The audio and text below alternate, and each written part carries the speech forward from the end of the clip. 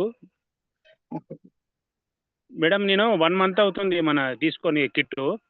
అయితే మా చెల్లెలు కొడుకుకి హెల్త్ బాగాలేదు.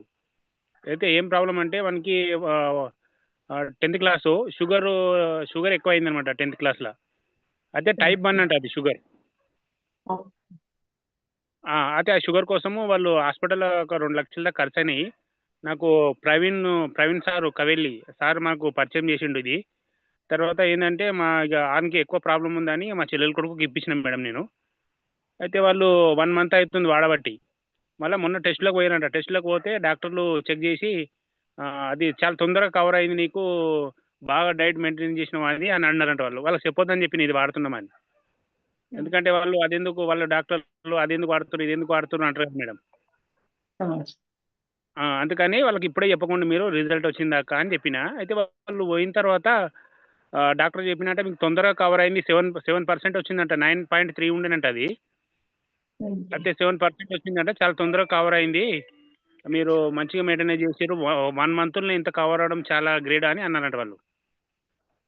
అయితే నాకొక డౌట్ ఏంది మేడం అంటే, ఇప్పుడు వానికి షుగర్ లెవెల్ అంటే వాని ఇన్సులిన్ తీసుకుంటాడు రోజు 3 సార్లు తీసుకున్నాడు ఇన్సులిన్ వాడు. అయితే ఈ మనది వాడడం వల్ల ఇప్పుడు అది పూర్తిగా కంట్రోల్ అయ్యి మళ్ళా ఇన్సులిన్ అంటే బాడీలో ఉత్పత్తి అయితదా మేడం? అంటే ఇప్పుడు మనకి ఇది వాడుతున్నాం అంటే మనకి ఇన్సులిన్ అనేది మనకి రిలీజ్ అవ్వకనే కదా సార్ మనకి షుగర్ అనేది వస్తది అవును బాడీలో. మేడం.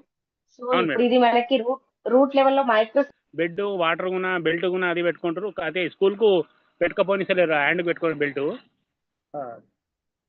రాత్రికి 3 గంటలకు వెన్నపూస నొప్పి వస్తుండేనంట మేడం. అయితే నాకు చెప్పలేదెప్పుడు. కాకపోతే ఆ నొప్పొస్తే ఆమెకు లేచిన తర్వాత ఇక్కడ మసులుడు గాని, దిగుడు గాని ఏం గూడా చేయదంట. అట్లనే కూసొని పోతదంట ఒక 40 నిమిషాలు, 20 నిమిషాలు. ఆ పెయిన్ భరించలేనంత నొప్పొస్తదంట ఆమెకు. నైట్‌లో వస్తదంట పండుకున్న తర్వాత. అయితే ఒకరోజు చెప్పిన నేను, "నువ్వు గూనా వాడమ్మా దాని మీద బెడ్ మీద నువ్వు గూనా రెస్ట్ తీసుకో. మధ్యాహ్నం పూట వాడు ఉండడు గదా అప్పుడు. నువ్వు రెస్ట్ తీసుకో" అని చెప్పిన. ఆమె వాడింది. ఆ పెయిన్ అనేది ఇప్పుడు వస్తలేదంట ఆమెకు. పెయిన్ వస్తలేదన్నా నాకు అది చాలా భయంకరంగా వస్తుంది నొప్పి. నాకు దిగనికి రాకుండే బెడ్ మీకెంచి. అసలు వాష్‌రూమ్ పోదామంటే కూడా నాకు ఆ 20, 30 నిమిషాలు చాలా ఇబ్బందయితుండే. ఇది వాడిన తర్వాత నాకు ఆ పెయిన్ కూడా తగ్గింది. మంచిగుంది అని అంటే నేను వాటర్ కూడా నువ్వు కూడా కంటిన్యూ చేయమ్మా. Recording in bed progress.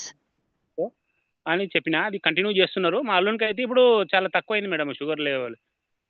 చాలా తగ్గింది ఇప్పుడు. అలానే continuation. Okay. Okay madam. Thank you madam. Thank you sir. అవకాశం excellent testimony sir. Superb sir.